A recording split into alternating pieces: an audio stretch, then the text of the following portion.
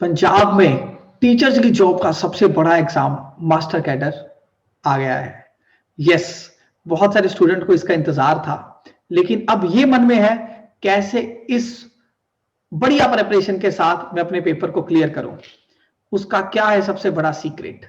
तो अभी सब तरफ यही चल रहा है ना, master cadre master cadre master cadre का एग्जाम, यानी कि टीचिंग का जो सबसे बिगेस्ट जॉब का एग्जाम है उसे मैं कैसे क्रैक कर पाऊं।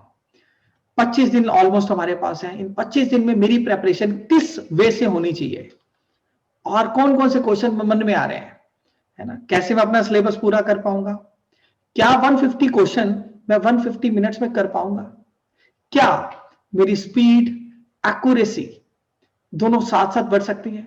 कई बार होता है ना, बहुत स्पीड से काम करने की कोशिश करते हैं तो एक्यूरेसी निकल जाती है। दोनों को साथ कैसे लेके चल पाऊंगा।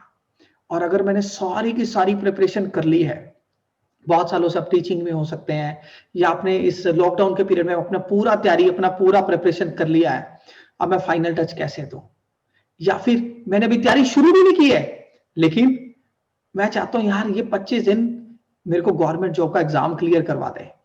इन सब के आंसर्स के लिए आज ये वीडियो आपके लिए, जिसमें मैं शेयर करने जा रहा हूं बिगेस्ट सीक्रेट क्या है, जिससे आप अपने कोई भी सब्जेक्ट आप दे रहे हैं, आपका कोई भी सब्जेक्ट हो सकता है, उसका क्या बिगेस्ट सीक्रेट है जो आपका पंजाब का मास्टर कैडर का एग्जाम क्लियर कर देगा।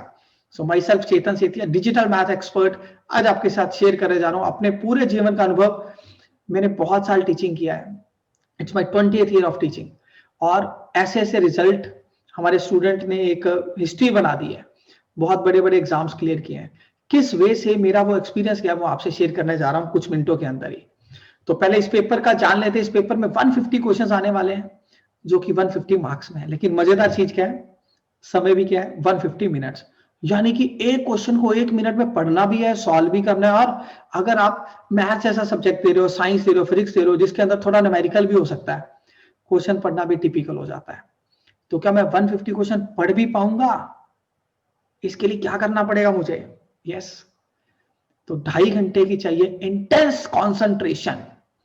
यस, आपको चाहिए बहुत सारी प्रैक्टिस। किस चीज की प्रैक्टिस चाहिए?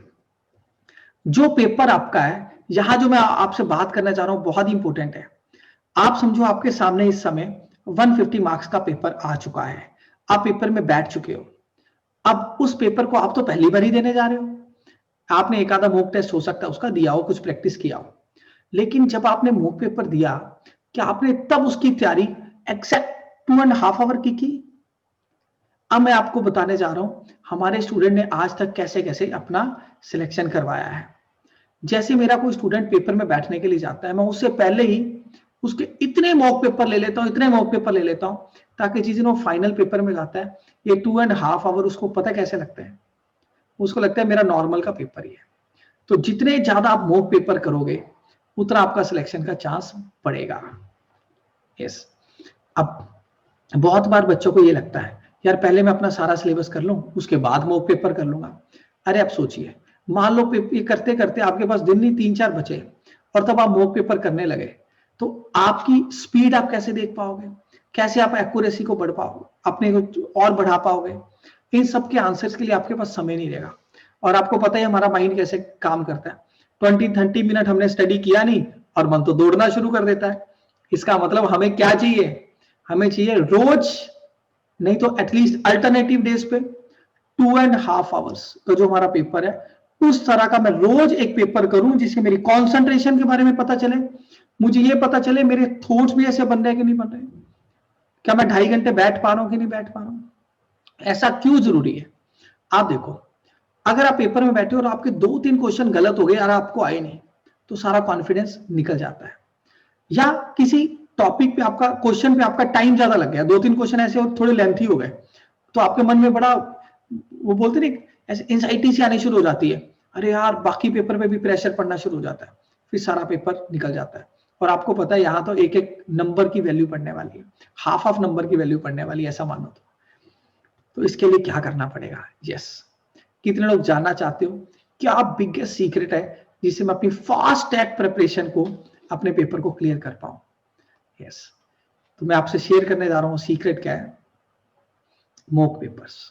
जितने ज्यादा मॉक पेपर्स आप करोगे उतना पेपर को क्लियर करने का चांस आपका बढ़ेगा। अब जिन्होंने बिल्कुल भी तैयारी नहीं की उनको मॉक पेपर क्यों करने चाहिए? देखो, एक तो मॉक पेपर करने से आप उस पेपर में अटेम्प्ट करने के लिए आप वे हो जाओ, आप तैयार हो जाते हो।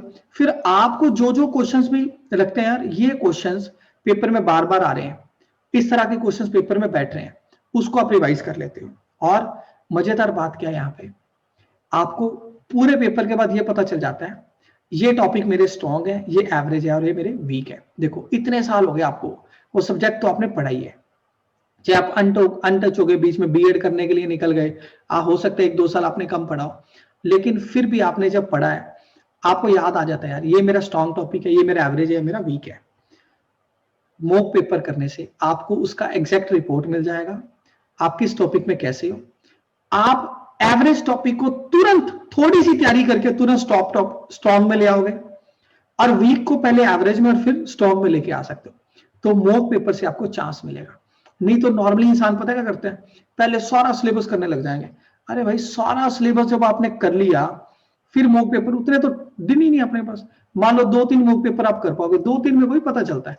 कम से कम एक आपके पास स्टैंडर्ड होना चाहिए ना, मैंने 8 मॉक पेपर किए, 10 मॉक पेपर किए, 15 मॉक पेपर किए, आपके पास इनफ इतना होना चाहिए मॉक पेपर करने के लिए। Are you getting? कितने एग्री हो रहे हो मेरे साथ? चैट बॉक्स में मुझे बताना, राइट? वीडियो के चैट बॉक्स में जाके आपने मेरे से शेयर करना है, राइट? हमने तो अपने स्टूडेंट्स के लिए पूरा प्लान कर लिया है, कैसे अपने स्टूडेंट्स को, क्योंकि मैं मैथ्स पढ़ाता हूं तो मैथ्स का मैंने एक प्लान किया है। आप जो भी सब्जेक्ट पढ़ते हो उसके अकॉर्डिंग अपना प्लान कर सकते हो। हमने क्या प्लान किया है, 2 दिसंबर को मैं उनके साथ 150 क्वेश्चन का एक एग्जाम लेने वाला हूं, जिससे उनको पूरा आइडिया आ जाएगा। मान लो कोई ब्लैंक है, फर्स्ट टाइम भी बैठा तो उसको पता चल जाएगा यार ये टॉपिक मुझे आते हैं, ये नहीं आते, कहाँ मुझे काम करना है। और सबसे बड़ी बात है, कोई इंस्टीट्यूशन ऐसा नहीं है जो उन 150 क्वेश्चंस को लाइव डिस्कशन के साथ करवा रहा हूं। कितने पेपर्स को? 5 को, फिर अगला पेपर है, फिर 8 को अगला पेपर, 11 को, 14 को, 17 को, 20, 8 पेपर बच्चे देंगे।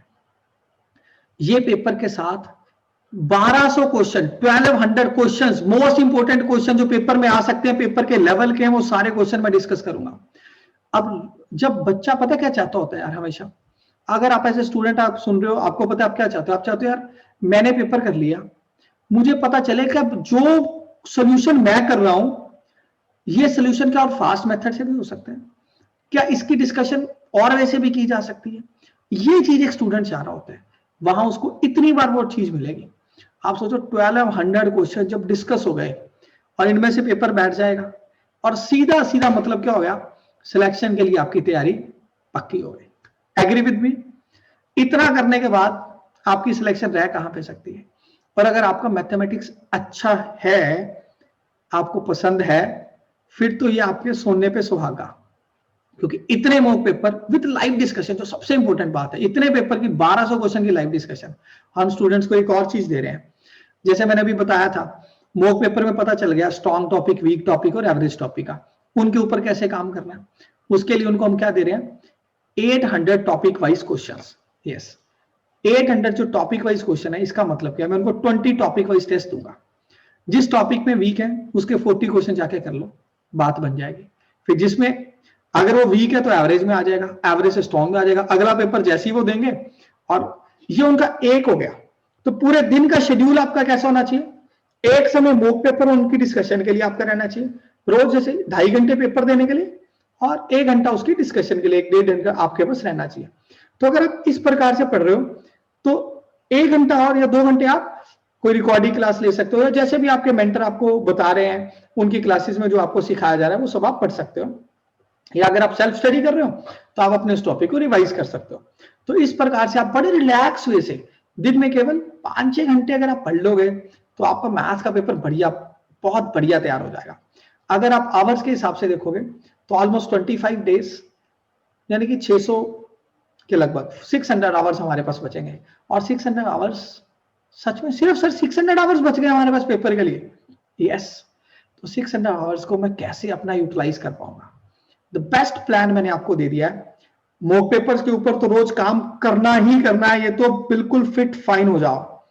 और इसके बाद मैंने एक ई बुक भी बच्चों को दी है, उस बुक के अंदर भी मैं उनको पेपर्स दे रहा हूँ, उसमें भी 2 प्रीवियस ईयर और 2 मॉक पेपर और है, तो 4 पेपर उनको और मिल जाएंगे, तो 4 और 8 12 हो जाएंगे जो सब कर लेगा। तो आप समझ पा रहे हो, इतने पेपर्स उनको मिल जाएंगे तो प्रैक्टिस एकदम धमाल हो जाएगी। यस। अब अगर आप नॉर्मल देखो, मैं आपको एक एग्जांपल देता हूं, जैसे आपके पास एक मैट्रिक्स का टॉपिक है, उस मैट्रिक्स के टॉपिक के आपने 200-300 क्वेश्चंस कर लिए, विच इज बेटर अगर आपको 30 वो क्वेश्चन मिल जाए जो एकदम सिलेक्टेड है, 30-40, बस ये कर लो, पेपर के इस तरह के क्वेश्चन आते हैं और इसमें सारी ट्रिक्स कवर है, मजा आ जाएगा ना। ये सब कुछ हम इसमें दे रहे हैं। Are you getting my dear ones? The most important things with you, बारी आपकी है। हमने फोन नंबर्स भी आपको दे दिए हैं, और ये सब कुछ कितने में? ओनली 5000। नॉर्मली एक मॉक पेपर भी होता है ना जिसका डिस्कशन भी लाइव को टीचर कर रहा हो, नॉर्मली 700-800 1000 रुपीज ले लेते हैं। इतने मॉक पेपर और इतना सिलेबस, इतना मटेरियल, यहाँ पे हमने डिस्क्रिप्शन में भी लिंक दे रखा है, वहां जाके क्लिक कर सकते हैं। और ये मैंने आपको दे दिया chetan.us, MC for master cadre, TS for test series 2020।